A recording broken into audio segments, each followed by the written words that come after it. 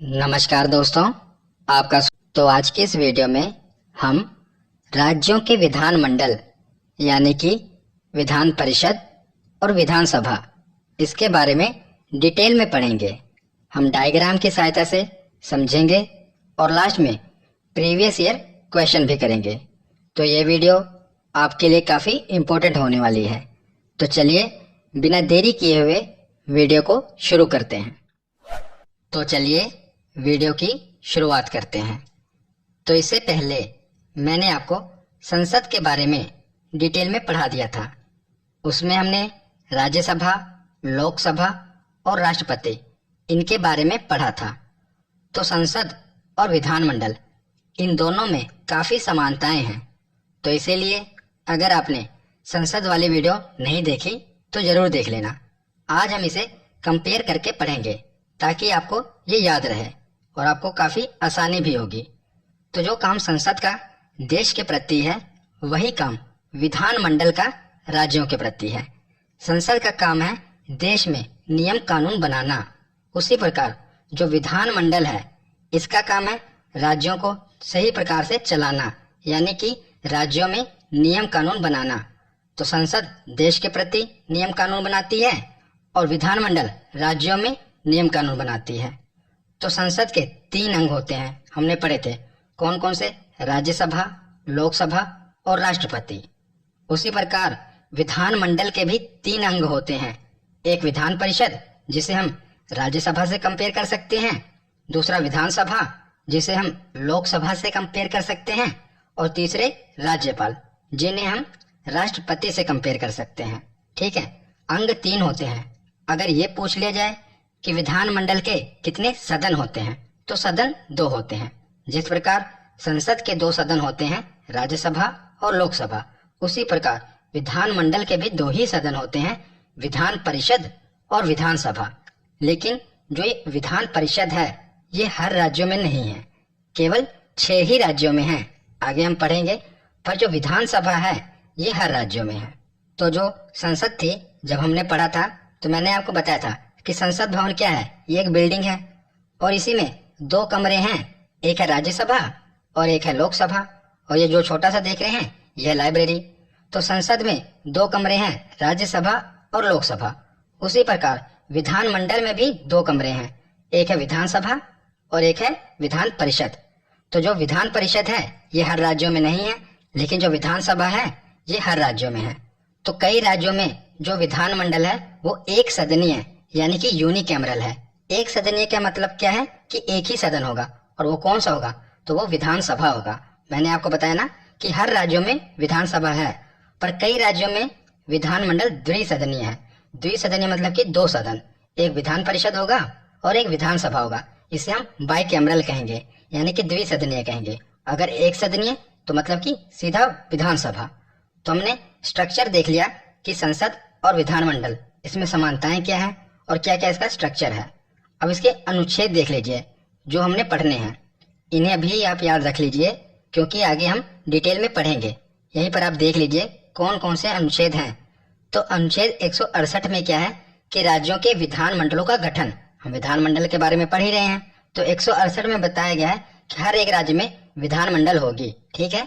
और 169 में क्या बताया गया है कि राज्यों में विधान परिषद की स्थापना और समाप्ति, यानी कि अगर कोई राज्य विधान परिषद बनाना चाहता है तो उसकी स्थापना कैसे होगी और समाप्ति कैसे होगी, ये 169 में बताया गया है। और 170 में क्या है तो विधानसभा की संरचना है, यानी कि विधानसभा की संरचना, और 171 में विधान परिषद की संरचना। तो ये 4 अनुच्छेद हैं। अभी इन्हें हम डिटेल में पढ़ते हैं। तो चलिए अब आगे देखते हैं। तो चलिए अब हम विधानसभा और विधान परिषद इनके बारे में पढ़ते हैं। तो हम इन्हें एक ही साथ कंपेयर करके पढ़ेंगे। इस तरफ है विधानसभा और इस तरफ है विधान परिषद। अगर हम इन्हें कंपेयर करके पढ़ेंगे तो ये हमें ज़्यादा देर तक याद रहेंगे। इसी प्रकार मैंने आपको लोकसभा और राज्यसभा भी कंपेयर करके ही पढ़ाया था।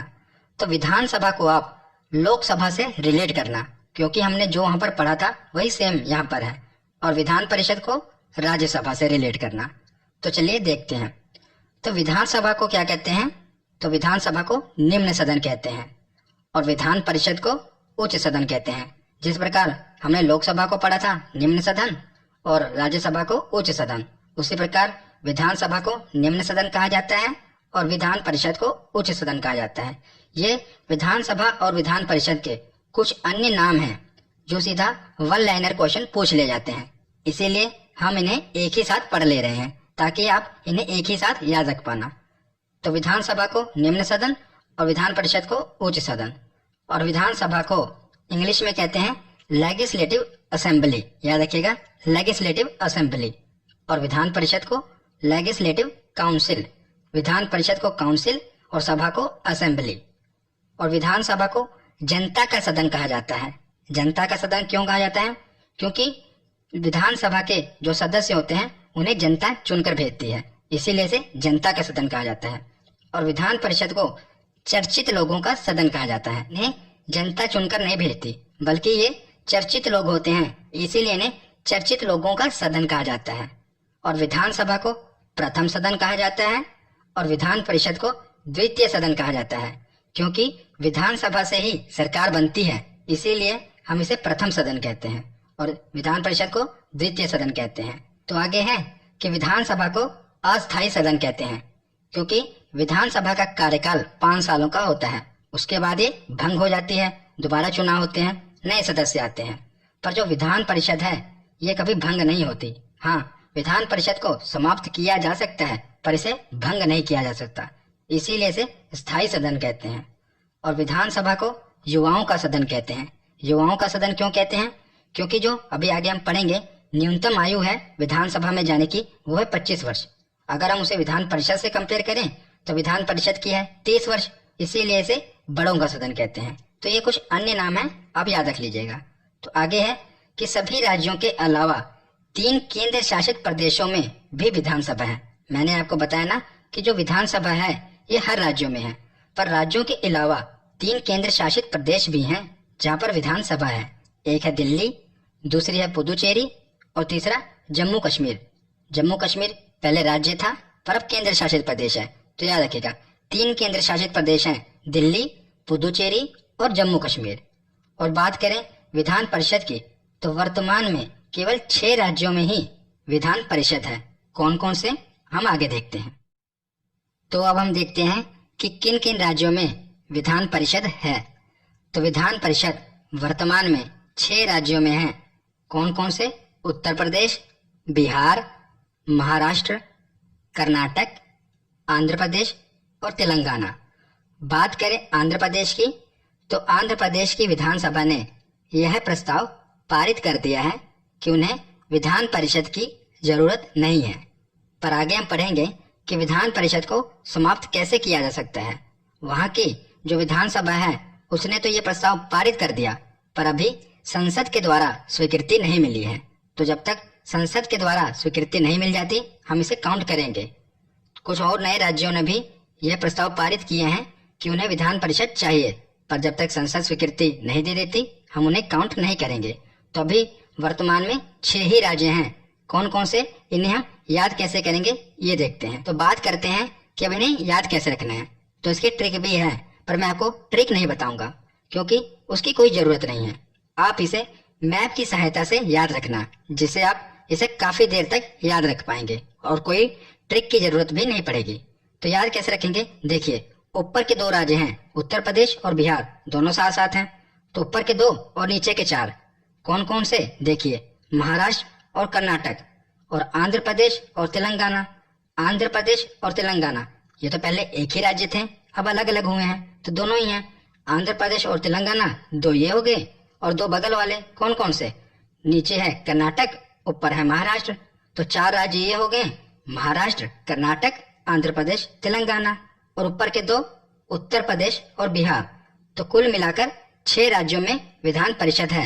आप इसे ऐसे ही मैप की सहायता से याद रखिए, जिससे आपको काफी फायदा होगा। तो आगे हम कुछ बेसिक चीजें देख लेते हैं कि एमएलए किसे कहते हैं, सांसद किसे कहते हैं, विधायक किसे कहते हैं। ये अक्सर आपको कंफ्यूज करते होंगे, पर हम इसे पहले क्लियर कर लेते हैं। तो सबसे पहले देखिए संसद। तो संसद को इंग्लिश में क्या कहते हैं, पार्लियामेंट।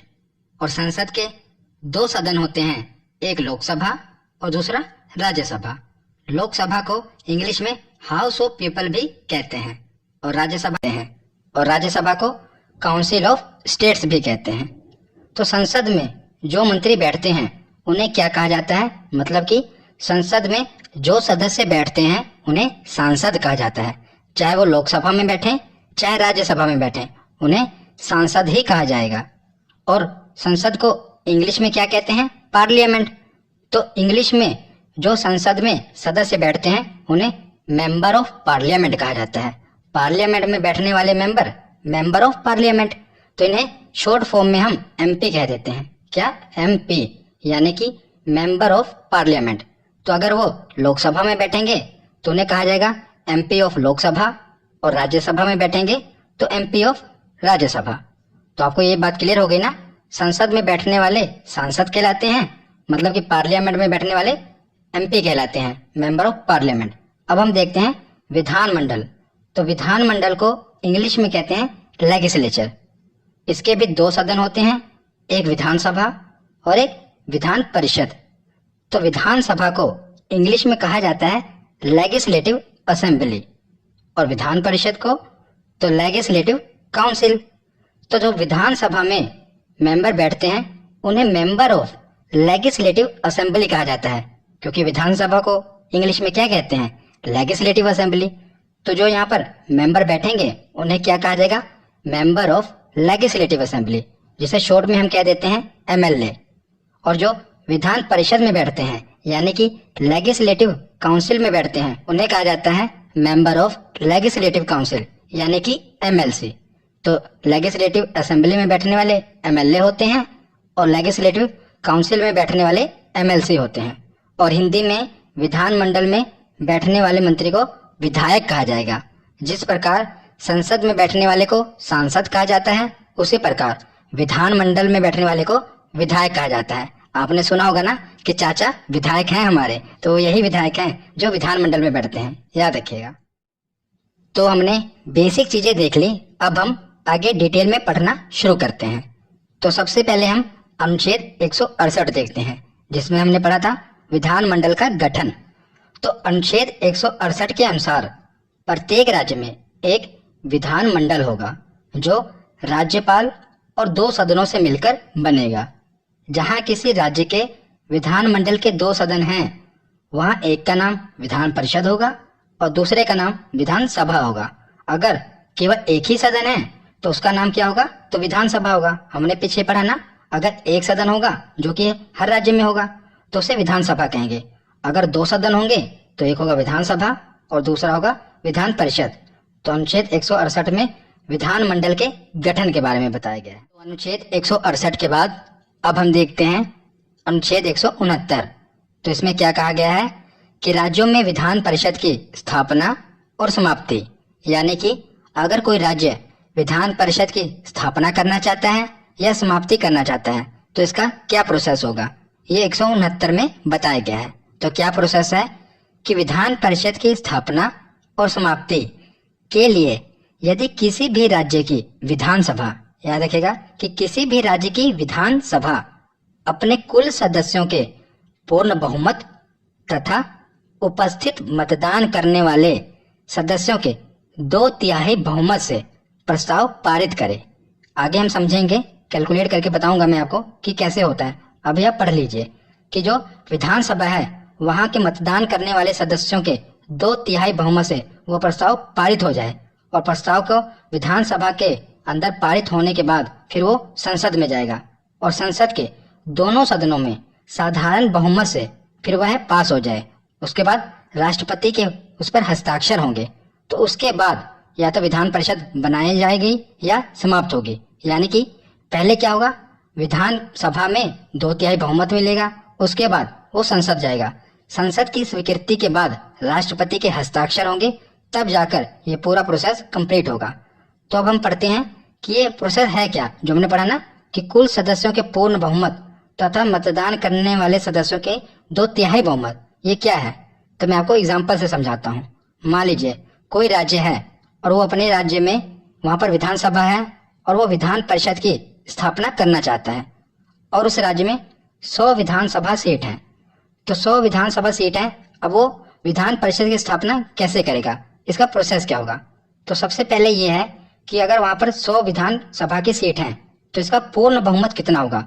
अगर 100 सीट हैं तो हम बहुमत कैसे निकालते हैं, इसका आधा कर दो, 50 + 1, ये इसका बहुमत होगा ना 51। किसी भी चीज का आधा करके उसमें 1 जोड़ दो, ये उसका बहुमत होता है। तो 100 विधानसभा का पूर्ण बहुमत होगा 51। अगर इस विधानसभा जो ये राज्य है इसको विधान परिषद बनाना है तो कम से कम इसके पास 51 सीटों का बहुमत होना चाहिए, ये इसमें कहा गया है कि पूर्ण बहुमत। उसके बाद मान लीजिए जिस दिन यहाँ पर वोटिंग हुई विधानसभा में उस दिन 60 सदस्य उपस्थित थे, तो मतदान करने वाले सदस्यों का 2/3, 60 सदस्यों का 2/3 कितना हुआ, तो 40 हुआ। पर ये 51 से कम है, तो कम से कम 51 तो होना ही चाहिए, तो ये प्रस्ताव पारित नहीं होगा। मान लीजिए उसके बाद 90 सदस्य उपस्थित हैं दूसरे केस में, तो 90 सदस्यों का 2/3 कितना होता है, तो 60, यह 51 से आगे निकल जाएगा। तो हाँ, इस केस में विधानसभा से प्रस्ताव पारित हो जाएगा। तो मैं आशा करता हूँ आपको समझ आया होगा कि कुल सदस्यों का पूर्ण बहुमत 51 निकला। हमने देख लिया कि वहां पर 100 सीटें हैं, उसका आधा करके 1 जोड़ दिया तो ये पूर्ण बहुमत हुआ। अब जो उपस्थित सदस्य हैं उनका तिहाई, इससे ज्यादा ही होना चाहिए, इतना तो होना ही चाहिए, मतलब 51 से कम नहीं होना चाहिए। तो पहले केस में हमने देखा 40 निकला, तो यहाँ पर प्रस्ताव पारित नहीं होगा। पर दूसरे केस में 60 निकला जो कि 51 से भी ज्यादा ही है, तो इस केस में यहाँ से प्रस्ताव पारित हो जाएगा। तो अब ये संसद जाएगा प्रस्ताव यहाँ से पास होकर, फिर संसद के बाद वहाँ की स्वीकृति मिलने के बाद राष्ट्रपति के पास जाएगा। फिर जब राष्ट्रपति के हस्ताक्षर हो जाएंगे फिर ये पूरा प्रोसेस कंप्लीट हो जाएगा। फिर इस राज्य में विधान परिषद की स्थापना हो जाएगी। अगर समाप्ति करनी है तो समाप्ति भी हो जाएगी। अब हम उसी प्रकार फिर से पढ़ना शुरू करते हैं। तो विधानसभा में सदस्यों का कार्यकाल कितना होता है, तो 5 साल। जिस प्रकार लोकसभा में 5 साल का कार्यकाल होता है, उसी प्रकार विधानसभा में भी 5 साल का ही कार्यकाल होता है। और विधान परिषद में, तो विधान परिषद में जो सदस्य हैं उनका कार्यकाल 6 साल का होता है। और प्रत्येक 2 वर्ष में 1/3 सदस्य सेवानिवृत्त यानी कि रिटायर हो जाते हैं और उनकी जगह पर नए सदस्य आते हैं। तो विधानसभा में क्या होता है कि 5 सालों बाद चुनाव होता है कि सभी सदस्य जो भी हैं वो निकल जाते हैं और उनकी जगह जो हम चुनकर भेजते हैं वो नए सदस्य आते हैं। पर विधान परिषद में क्या होता है कि 6 साल बाद सदस्यों का कार्यकाल खत्म होता है, पर हर 2 साल में जो 1/3 सदस्य हैं विधान परिषद के वो रिटायर हो जाते हैं और उन 1/3 सदस्यों की जगह नए 1/3 सदस्य आते हैं। तो याद रखिएगा यहाँ पर हर 2 साल में 1/3 सदस्य सेवानिवृत्त हो जाते हैं। और विधानसभा में तो 5 साल में ही एक ही बार होता है चुनाव, नए सदस्य आते हैं। तो आगे हम देखते हैं कि विधानसभा के सदस्य बनने की योग्यता क्या होनी चाहिए। तो विधानसभा और विधान परिषद दोनों को कंपेयर करके पढ़ना। पहला तो वो भारत का नागरिक हो, दोनों में भारत का नागरिक ये तो होना ही चाहिए। आगे सबसे महत्वपूर्ण कि विधानसभा के सदस्य बनने के लिए जो कम से कम आयु है ये 25 वर्ष की होनी चाहिए। और विधान परिषद में तो 30 वर्ष की आयु होनी चाहिए कम से कम। यही हमने लोकसभा और राज्यसभा में भी पढ़ा था कि लोकसभा में कम से कम 25 वर्ष की आयु होनी चाहिए और राज्यसभा में तो 30 वर्ष की। उसी प्रकार विधानसभा में 25 वर्ष और विधान परिषद में 30 वर्ष। उसके आगे है कि सरकार के किसी लाभ के पद पर ना हो, यानी कि सरकारी नौकरी ना हो। इसमें भी यही है कि सरकार के किसी लाभ के पद पर ना हो। और उसके आगे है कि पागल व दिवालिया ना हो, और इसमें भी यही है कि पागल व दिवालिया, दिवालिया यानी कि इंसॉल्वेंट ना हो। तो ये 4 चीजें होनी चाहिए। उसके आगे है कि विधानसभा का जो चुनाव होता है ये प्रत्यक्ष चुनाव होता है और विधान परिषद का अप्रत्यक्ष। तो प्रत्यक्ष चुनाव मतलब क्या होता है, जिसमें जनता भाग लेती है, उसे प्रत्यक्ष चुनाव कहते हैं। अप्रत्यक्ष चुनाव जिसमें जनता भाग नहीं लेती उसे अप्रत्यक्ष चुनाव कहते हैं। जो विधान परिषद का चुनाव है, जो इसके सदस्यों का चुनाव है, वो कैसे होता है अब हम आगे देखते हैं। तो अब हम ये देखते हैं कि विधान परिषद के सदस्यों का चुनाव कैसे होते हैं, क्योंकि जो विधानसभा होती है उनके सदस्यों का चुनाव तो प्रत्यक्ष होता है, यानी कि जनता चुनकर भेजती है। पर विधान परिषद में जो सदस्य होते हैं उन्हें जनता नहीं चुनती, अप्रत्यक्ष चुनाव होता है। तो इनमें कौन भाग लेता है ये देखते हैं। तो जो विधान परिषद के सदस्यों का चुनाव होता है इसे 5 भागों में बांटा गया है। मैं आपको इजीली समझाता हूँ। देखिए, मान लीजिए उस विधान परिषद में 60 सीटें हैं, तो 60 का 1/3 यानी कि 1/3 सदस्य कितने हुए, तो 20 सदस्यों का चुनाव विधानसभा के सदस्यों द्वारा किया जाएगा। जो उस विधान परिषद में, उस राज्य में जो विधानसभा होगी वो 20 सदस्यों का चुनाव करेगी। 1/3 सदस्य ये वेरी करते रहते हैं, यानी कि बदलते रहते हैं सीटों के हिसाब से। आगे जो 1/3 सदस्य हैं ये भी कितने हुए, 20। इनका जो चुनाव होता है इसमें स्थायी निकाय द्वारा भाग लिया जाता है, यानी कि जो वहाँ की लोकल बॉडीज होती हैं, जैसे नगर पालिका हो गया, जिला बोर्ड के सदस्य हो गए, ये भाग लेंगे।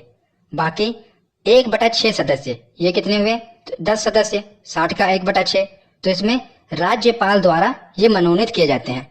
तो वहाँ के 10 सदस्य, अगर मान लीजिए वहाँ की विधान परिषद में 60 सीटें हैं, तो जो 10 सीटें हैं यानी कि 10 सदस्य हैं ये राज्यपाल द्वारा मनोनीत किए जाएंगे। आगे है 1/12 सदस्य, तो 60 का 1/12 कितना हुआ, 5 हुआ। आगे भी 1/12 5 ही होगा। तो 1/12 जो सदस्य हैं ये उन स्नातकों, यानी कि स्नातक को क्या कहते हैं, ग्रेजुएट, वो ग्रेजुएट द्वारा निर्वाचित होते हैं जिन्होंने कम से कम 3 वर्ष पूर्व अपनी ग्रेजुएशन की डिग्री प्राप्त कर ली हो, ये उनके चुनाव में भाग लेते हैं। तो देखिए 20 + 20 40, 10 50, 5 55 और ये बाकी के 5 कुल मिलाकर 60 हो जाएगा। तो इस प्रकार इन्हें बांटा गया है। तो बाकी के जो बचे 1/12 सदस्य, इन्हें उन अध्यापकों द्वारा निर्वाचित होते हैं ये जो कम से कम 3 वर्षों से माध्यमिक पाठशालाओं अथवा उनसे ऊंची कक्षाओं में शिक्षण कार्य कर रहे हों।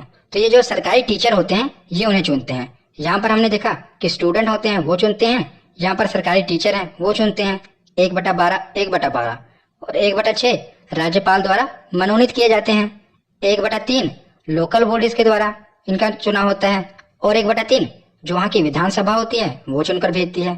तो इस तरह कुल 5 भागों में इन्हें बांटा गया है और मैंने आपको डायग्राम की सहायता से इसे डिवाइड करके समझा दिया। इतना डिटेल में नहीं पूछा जाता, पर यह पूछ लिया जाता है कि बताइए 1/12 किसके द्वारा चुना गया, 1/6 सदस्य किसके द्वारा मनोनीत किए जाते हैं, तो ये आपसे पूछ लिया जाता है। तो इसे आप इजीली इस प्रकार समझ पाएंगे और याद रख पाएंगे। तो हमने ये देख लिया कि सदस्यों का चुनाव कैसे होता है। अब हम ये देखेंगे कि आखिर सदस्यों की संख्या विधानसभा और विधान परिषद में कितनी होगी। तो सबसे पहले देखते हैं विधानसभा में सदस्यों की संख्या। तो अधिक से अधिक 500 सदस्य विधानसभा में हो सकते हैं और कम से कम 60 तो होने ही चाहिए। ये लिमिट तय की गई है कि अधिक से अधिक 500 और कम से कम 60, ये पूछा जाता है, इसलिए याद रखिएगा। कहाँ पर, तो विधानसभा में। पर इसके कुछ अपवाद हैं जहां पर कम से कम जो 60 सीटें हैं ये भी नहीं है। तो कौन कौन से, ये 4 आपको याद रखने हैं क्योंकि इंपॉर्टेंट बन जाते हैं। तो सबसे पहले गोवा, जहां पर सिर्फ 40 विधानसभा सीटें हैं, 60 नहीं है। दूसरा है मिजोरम, यहाँ पर भी 40 ही विधानसभा सीटें हैं। और तीसरा है सिक्किम, यहाँ पर सिर्फ 32 विधानसभा सीटें हैं। और एक पुदुचेरी भी याद रख लीजिएगा, ये है तो केंद्र शासित प्रदेश, पर इसे भी आप याद रख लीजिए। तो 30 सीटें हैं यहाँ पर विधानसभा की, ये केंद्र शासित प्रदेश है। 3 राज्य हैं, गोवा, मिजोरम और सिक्किम, और एक केंद्र शासित प्रदेश है पुदुचेरी, जहां पर जो ये आंकड़ा है 60 का कम से कम वाला, ये इसका अपवाद है, यहाँ पर 60 सीटें नहीं है, तो याद रखिएगा। तो विधानसभा के सदस्यों की संख्या हमने देख ली। अब हम देखते हैं कि विधान परिषद में सदस्यों की संख्या कितनी होगी। तो इसमें कोई फिक्स आंकड़ा नहीं दिया गया। इसमें क्या बताया गया है कि अधिक से अधिक विधानसभा के सदस्यों की कुल संख्या के 1/3 सदस्य होने चाहिए। तो ये क्या है, मान लीजिए कि विधानसभा में किसी राज्य में 150 सीटें हैं, टोटल कितनी है 150, तो वहां की विधान परिषद में अधिक से अधिक इसका 1/3 ही हो सकते हैं। तो 150 का 1/3 कितना होगा, तो 50। तो ये 50 अधिकतम है, इससे आगे नहीं बढ़ सकते। तो कितनी सीटें हो सकती हैं अधिक से अधिक, वहां की विधानसभा की 1/3। और बात करें कम से कम, तो कम से कम 40 तो होनी ही चाहिए। यह भी हम आगे देखेंगे कि जो 6 विधान परिषद वाले राज्य हैं उनमें कितनी सीटें हैं। तो कम से कम कितनी होनी चाहिए, तो 40 तो होनी ही चाहिए। और अधिक से अधिक तो वहां की जो विधान सभा है उनके कुल सदस्यों का 1/3, ये सदस्यों की संख्या है। अब हम आगे देखते हैं कि जो विधानसभा होती है वहाँ की जो कार्यवाही होती है उसका संचालन कौन करते हैं, तो वहाँ के अधिकारी करते हैं। तो जो विधानसभा होती है वहाँ पर दो अधिकारी होते हैं, एक अध्यक्ष और एक उपाध्यक्ष, जिस प्रकार लोकसभा में थे। और उसी प्रकार जो विधान परिषद है, काम दोनों का सेम ही है पर नाम बदल दिया गया है। इन्हें सभापति और उपसभापति कहा जाता है। जिस प्रकार राज्यसभा में सभापति उपसभापति होते हैं, उसी प्रकार यहाँ पर विधान परिषद में सभापति और उपसभापति होते हैं। तो एक बात याद रखिएगा, जब हमने राज्यसभा पढ़ा था तो राज्यसभा में जो सभापति होते थे वो देश के उपराष्ट्रपति होते हैं, पर विधान परिषद में जो विधान परिषद के जो सदस्य हैं, इन्हीं में से एक सदस्य को हम चुन लेते हैं, उसे सभापति बना लेते हैं और एक को उपसभापति बना देते हैं। तो ये इन्हीं सदस्यों में उनका चुनाव कर लिया जाता है। और इसी प्रकार जो अध्यक्ष होते हैं, उपाध्यक्ष होते हैं, ये भी विधानसभा के जो सदस्य होते हैं उन्हीं में से चुन लिया जाता है, ये बाहर से नहीं होते, याद रखिएगा। और ये जो अपना इस्तीफा होता है, यानी कि अपना त्याग पत्र, अगर सभापति है तो वो उपसभापति को देंगे, उपसभापति सभापति को अपना त्याग पत्र देंगे। उसी प्रकार अध्यक्ष अपना इस्तीफा उपाध्यक्ष को देंगे और उपाध्यक्ष अपना इस्तीफा अध्यक्ष को देंगे। तो ये सभी बातें आप याद रखिएगा। तो हमने विधानसभा और विधान परिषद इनको कंपेयर करके पढ़ लिया। अब हम कुछ महत्वपूर्ण तथ्य हैं, इन्हें पढ़ लेते हैं। तो याद रखिए, मैंने आपको पीछे अनुच्छेद बता दिए थे कि 168 में क्या है, तो विधानमंडल का गठन। 169 में क्या है, तो जो नए विधान परिषद की जो स्थापना होगी या समाप्ति होगी, इसका प्रोसेस बताया गया था। अनुच्छेद 170 में क्या है, तो विधानसभा की संरचना। 171 में क्या है, तो विधान परिषद की संरचना। ये चारों अनुच्छेद थे, हमने 170 और 171 इसे कंपेयर करके पढ़ लिया और 168 और 169 इसे भी पढ़ लिया। अब आगे कुछ महत्वपूर्ण तथ्य हैं जो कि विधानसभा से रिलेटेड हैं, इन्हें भी पढ़ लेते हैं। तो यह आरक्षण। तो अनुच्छेद 332 के अनुसार जो राज्य की विधानसभा होगी, इसमें जनसंख्या के अनुपात में, वहां की जो जनसंख्या होगी उसके अनुपात में SC और ST जातियों को आरक्षण दिया गया है। ये याद रखिएगा, कहाँ पर, तो राज्य की विधानसभा में हर राज्य की जनसंख्या के अनुपात में SC और ST जातियों को आरक्षण दिया गया है। उसके आगे है अनुच्छेद 333। इसके अनुसार राज्यपाल एक आंग्ल भारतीय यानी कि एंग्लो इंडियन, ये क्या होते हैं एंग्लो इंडियन, ये मैंने आपको संसद वाली वीडियो में बताया था। तो एक आंग्ल भारतीय को विधानसभा में मनोनीत करते थे, याद रखिएगा, मनोनीत करते थे। तो पहले एंग्लो इंडियन को मनोनीत किया जाता था, पर अब नहीं किया जाता। क्यों नहीं किया जाता, क्योंकि अभी एक संविधान संशोधन हुआ है, 104वां संविधान संशोधन। इसके द्वारा जो आंग्ल भारतीय हैं, यानी कि जो एंग्लो इंडियन हैं, आंग्ल भारतीय समुदाय के आरक्षण को समाप्त कर दिया गया है। अब एंग्लो इंडियन को नहीं मनोनीत किया जाएगा। याद रखिएगा कि 104वें संविधान संशोधन के द्वारा जो आंग्ल भारतीय समुदाय का आरक्षण था, इसे समाप्त कर दिया गया है। तब जो ये राज्यपाल के द्वारा एक आंग्ल भारतीय विधानसभा में मनोनीत किया जाता था, अब नहीं किया जाएगा। ये महत्वपूर्ण तथ्य है, इसे याद रखिएगा। तो अब हम विधानसभा के कार्य और शक्तियां पढ़ लेते हैं, क्योंकि ये बहुत ही महत्वपूर्ण है और डायरेक्ट एग्जाम में पूछ ले जाते हैं। लास्ट में हम प्रीवियस ईयर क्वेश्चन करेंगे, उन्हें जरूर अटेम्प्ट करना। तो सबसे पहले है कि विधानसभा, इसे राज्य सूची और समवर्ती सूची पर कानून बनाने का अधिकार है। तो राज्य सूची क्या होता है, इसमें कुछ विषय होते हैं जिन पर राज्य सरकारें कानून बना सकती हैं, और समवर्ती सूची के विषयों पर राज्य सरकार और केंद्र सरकार दोनों ही कानून बना सकती हैं। तो विधानसभा को ये शक्तियां प्राप्त है।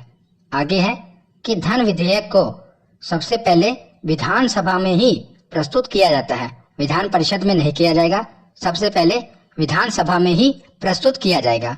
तो धन विधेयक क्या है, ये मैंने महत्वपूर्ण अनुच्छेद वाली वीडियो में बता रखा था, फिर मैं आपको दोबारा शॉर्ट में बता देता हूँ कि जो सरकार की धन लाने की प्रक्रिया होती है उसे धन विधेयक कहते हैं। जैसे सरकार कोई लोन ले रही है, उसे धन आएगा ना, तो ये धन विधेयक है।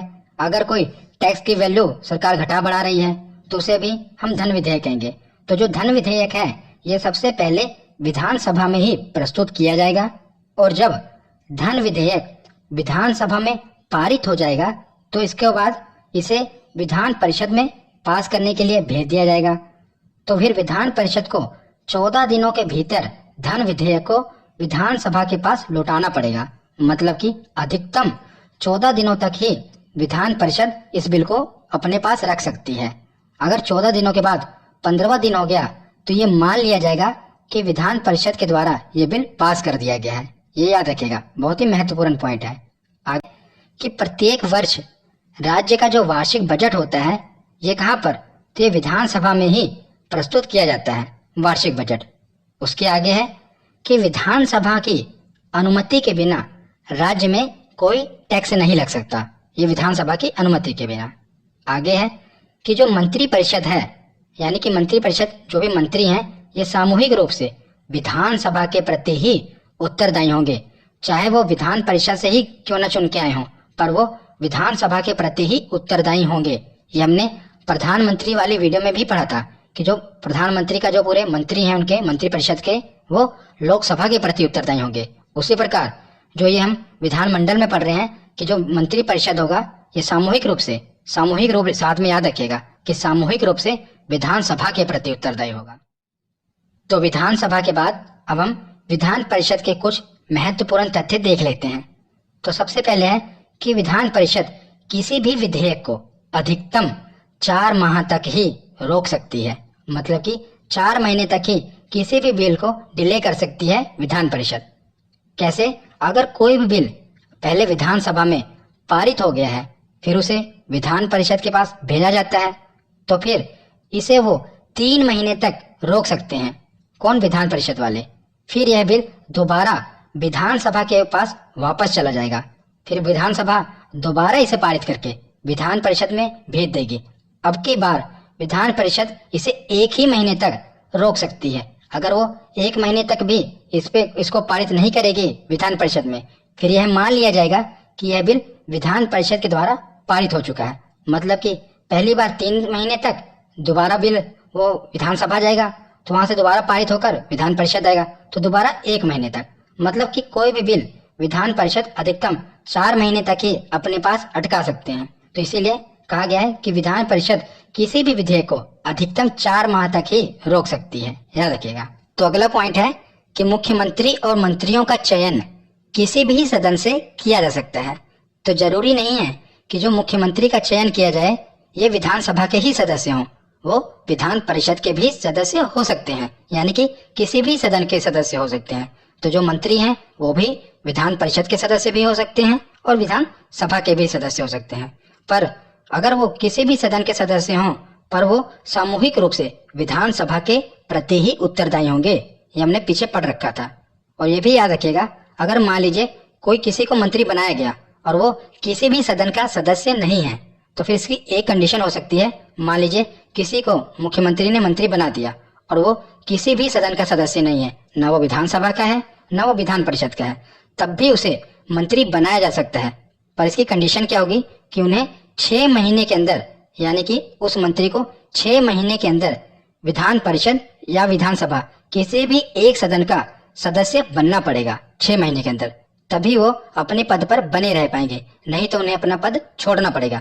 पहले तो उन्हें बना दिया जाएगा पर 6 महीने के अंदर उन्हें सदस्यता लेनी पड़ेगी, या तो विधानसभा की या विधान परिषद की। अगर वो 6 महीने के अंदर सदस्य नहीं बन पाते तो उन्हें अपना पद छोड़ना पड़ेगा, ये अभी याद रखिएगा। तो लास्ट में हम विधान परिषद में जो सीटों की संख्या है, 6 राज्य थे ना, ये पढ़ लेते हैं कि वहां पर कुल कितनी संख्या है सीटों की। तो उत्तर प्रदेश में है 100 सबसे ज्यादा, महाराष्ट्र में है 78, बिहार और कर्नाटक दोनों राज्यों में 75-75 सीटें हैं विधान परिषद की। उसके बाद आंध्र प्रदेश जहां पर 58 सीटें हैं विधान परिषद की, वहां की विधानसभा ने यह प्रस्ताव पारित कर दिया है कि हमें विधान परिषद की जरूरत नहीं है। पर अभी जब संसद से स्वीकृति मिल जाएगी और राष्ट्रपति के हस्ताक्षर हो जाएंगे तब यहाँ पर जो विधान परिषद है इसे समाप्त कर दिया जाएगा। और लास्ट में जो 6ठा राज्य है यह तेलंगाना, यहाँ पर 40 विधान परिषद की सीटें हैं। तो हमने पूरा थ्योरी सेक्शन कंप्लीट कर लिया। अब हम प्रीवियस ईयर के क्वेश्चन देखते हैं। तो पहला प्रश्न है कि भारतीय संविधान के निम्नलिखित अनुच्छेदों में से कौन राज्य की विधानसभाओं के निर्वाचन का प्रावधान करती है। तो सीधा सीधा इन्होंने विधानसभा वाला अनुच्छेद पूछा है।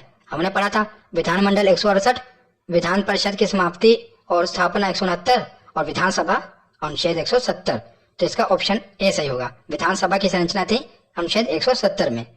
अगला क्वेश्चन है कि किसी राज्य की विधानसभा में अधिकतम कितने सदस्य हो सकते हैं? तो बताइए कि विधानसभा में कितने सदस्य हो सकते हैं? तो हमने पढ़े थे ना, अधिकतम कितने सदस्य हो सकते हैं? तो 500। अगला प्रश्न है कि विधानसभा अध्यक्ष यानी कि जो स्पीकर है, ये अपना त्यागपत्र किसको देता है? तो मैंने आपको बताया था कि अध्यक्ष अपना त्यागपत्र किसे देगा? तो उपाध्यक्ष को, विधानसभा के, और उपाध्यक्ष ये अपने अध्यक्ष को त्यागपत्र देगा। तो अगला प्रश्न है कि विधानसभा की सदस्यता के लिए उम्मीदवार को कितने वर्ष से कम का नहीं होना चाहिए? तो कम से कम कितनी आयु होनी चाहिए विधानसभा के सदस्य बनने के लिए? तो हमने पढ़ा था 25 वर्ष। अगर यही पूछ लिया जाता विधान परिषद के बारे में तो कितना होता? तो वो होता 30 वर्ष। अगला प्रश्न देखते हैं कि राज्य मंत्री परिषद सामूहिक रूप से किसके प्रति उत्तरदायी होते हैं? तो मैंने आपको बताया था कि मंत्री परिषद, चाहे वो विधान परिषद के हों या विधानसभा के हों मंत्री, वो किसके प्रति उत्तरदायी होंगे सामूहिक रूप से? तो विधानसभा के प्रति सामूहिक रूप से उत्तरदायी होंगे। अगला प्रश्न है कि किसी राज्य की विधानसभा के सदस्यों की न्यूनतम संख्या कितनी हो सकती है? तो बताइए कि विधानसभा के न्यूनतम सदस्यों की संख्या कितनी हो सकती है? तो यह है 60, हमने पढ़ा था। तो अगला प्रश्न है कि सामान्यतः विधानमंडल के ऊपरी सदन के सदस्यों की कुल संख्या निचले सदन की कुल संख्या की कितनी होनी चाहिए?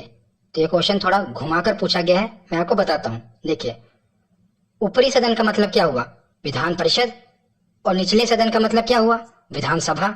तो इन्होंने पूछा है कि जो विधान परिषद के सदस्यों की संख्या है, कुल संख्या, ये विधानसभा के सदस्यों की अधिकतम कितनी होनी चाहिए? तो हमने पढ़ा था कि विधानसभा के 1/3 सदस्य अधिकतम हो सकते हैं। पढ़ा था ना कि विधानसभा के 1/3 सदस्य अधिकतम हो सकते हैं विधान परिषद में।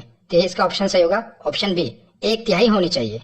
अगला प्रश्न है कि किसको समाप्त किया जा सकता है पर भंग नहीं किया जा सकता? तो यह है विधान परिषद। विधान परिषद को समाप्त तो किया जा सकता है, हमने पूरा प्रोसेस पढ़ लिया, पर इसे भंग नहीं किया जा सकता। क्यों नहीं किया जा सकता?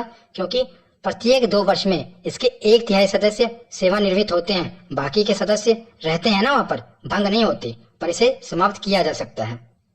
अगला प्रश्न है कि विधान परिषद के कितने सदस्य प्रत्येक दूसरे वर्ष अवकाश ग्रहण करते हैं? ये हमने अभी पढ़ा कि प्रत्येक दूसरे वर्ष 1/3 सदस्य अवकाश ग्रहण करते हैं, उनकी जगह नए सदस्यों का चुनाव होता है। अगला प्रश्न है कि राज्य के विधान परिषद के कितने सदस्य विधानसभा द्वारा चुने जाते हैं? तो विधानसभा द्वारा कितने सदस्य चुने जाते थे? 1/3, हमने पढ़ा था 1/3, 1/3, 1/6, 1/12 और 1/12। तो इसमें हमने सबसे पहले क्या पढ़ा था कि 1/3 सदस्यों का चुनाव किसके द्वारा होता था? तो विधानसभा के द्वारा होता था, ये पूछा गया था। तो आज का लास्ट क्वेश्चन है कि निम्नलिखित में से किस राज्य में द्विसदनात्मक विधायिका नहीं है? इन्होंने कहा है नहीं है। तो द्विसदनात्मक मतलब क्या हुआ? जहां पर 2 सदन नहीं है।